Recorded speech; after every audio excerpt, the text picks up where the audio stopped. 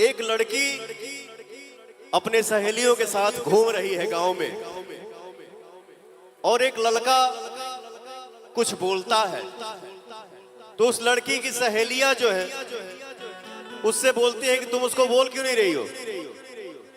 तो लड़की बोलती है डांटती ही कैसे, हाँ डांटती ही कैसे, हर संगतिया पुरान हा, संगतिया पुरान हा,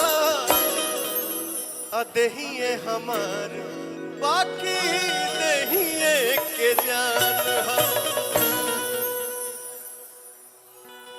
डर बड़ सैया से की जान न जाए हमारा पहिला मिलन के, ई बाकी ना सोचा का होई बीतत गोरी हमारा ई मन पे, देखला बजाए लागे जान